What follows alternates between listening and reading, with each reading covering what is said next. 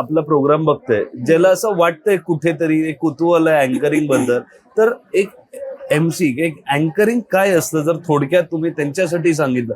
कारण जसं तुम्ही बोललात खूप लोकांना ही पॅशन आहे, करेक्ट. माहित नसतं का इन्फॉर्मेशन का कुठे स्टार्ट करायचं, तर थोडक्यात जस्ट टू टेल देम की काय असतं हे एक्झॅक्टली. तुम्हाला शून्य नॉलेज असेल ना तरी सुद्धा हे स्किल आहे. स्किल काय आहे, डेव्हलप करू शकतो. जसं आपण स्विमिंग शिकतो, जसं सायकलिंग शिकतो, हे लर्नेबल स्किल आहे. ओके. तुम्हाला ना, तुम्ही कोणाला विचारलं की अँकरिंग शिकायचं तर ते म्हणतील आतमधून असायला लागतं, बायबर, असं काही नसतं. ओके. हे शिकू शकतो.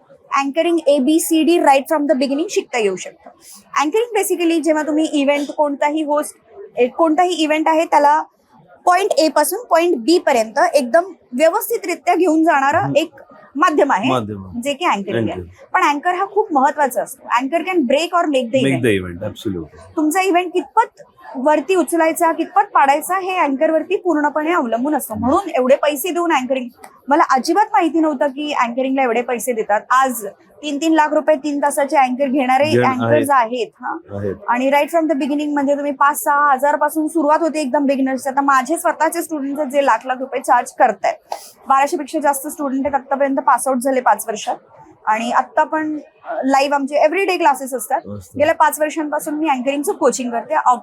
ऑफकोर्स एक नवीन कॉन्सेप्ट होती जी इंडियामध्ये पहिल्यांदाच राबवली गेली. जेव्हा झाली सुरू तेव्हा सगळ्यांना वाटत का कॉम्पिटिशन वाढवताय, हा पण खूप जणांचा प्रश्न होता. आणि जेव्हा मी स्टार्ट केली त्या पहिल्या वर्षामध्ये मला खूप सारे लोकांनी सांगितलं की का तुम्ही कॉम्पिटिशन वाढवताय. पण असं वाटायची काही कारण नाही कुणाला. जर तुमच्याकडे कॅपॅबिलिटी आहे, इंडस्ट्री एवढी मोठी आहे, तुमच्याकडे कॅपॅबिलिटी आहे, तर you don't have to worry about it. आणि माझे स्टुडंट्स आता खूप अमेझिंग. ऍक्च्युली जेव्हा तुम्ही शिकता, रोज 1 तास येतात, रोज मंडे टू फ्रायडे क्लास असतो, ऑनलाईन असतो सगळं. जी गोष्ट तुम्ही रोज शिकताय, अशी किती गोष्टी आहेत ज्याला आपण रोज शिकतो. जर कुणी रोज ती एखादी गोष्ट शिकत असेल तर ते बेस्टच होणार ना त्यांच्या. ऍब्सोल्युटली. आणि असा कोच असेल ज्याच्याकडे एवढा एक्सपिरियन्स असेल आणि त्याच्याबरोबर इंटरॅक्ट करणं हे एक वेगळंच फिलिंग आहे. मला पटकन एक विचारायचे की जर कोणी हे बघतं आणि त्यांना तुम्हाला कॉन्टॅक्ट करायचा आहे तर तुमचा Instagram ID आहे, त्या व्यतिरिक्त वेबसाईट वगैरे काही आहे का? येस, bharatbeyondboundaries.com नावाची आमची वेबसाईट आहे ज्यावरती तुम्ही येऊ शकता. Instagram ID आहे डॉक्टर भाग्यश्री मोहन. आणि तुम्ही अँकरिंग कोच टाकलं तर माझंच नाव येतं. 10-12 वर्षाचा हा प्रवास आहे.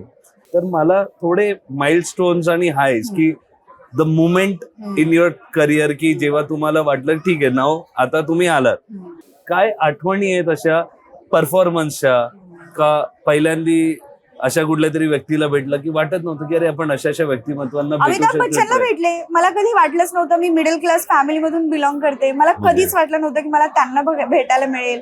भरपूर पॉलिटिशियन्सच्या भेटीगाठी झाल्या, भरपूर सेलिब्रिटीजना भेटायला मिळालं, खूप सारे स्पोर्ट्स पर्सन जे की मला इम्पॉसिबल वाटले होते. बिईंग अ मिडल क्लास म्हणजे नॉर्मल फॅमिली मेंबर, जे तर आपल्याला सेल्फी पण मिळणार नाही अशा. मी साताऱ्यामध्ये 2 टायर सिटी मध्ये राहते. अशामध्ये मी इतक्या सारे सेलिब्रिटी इव्हेंट्स केलेत. मी 2500 इव्हेंट्स केलेले आहेत. मी पूर्ण सबंध भारतभर इव्हेंट केले. भारताबाहेरही 8 कंट्रीज मध्ये सगळ्या प्रकारचे इव्हेंट.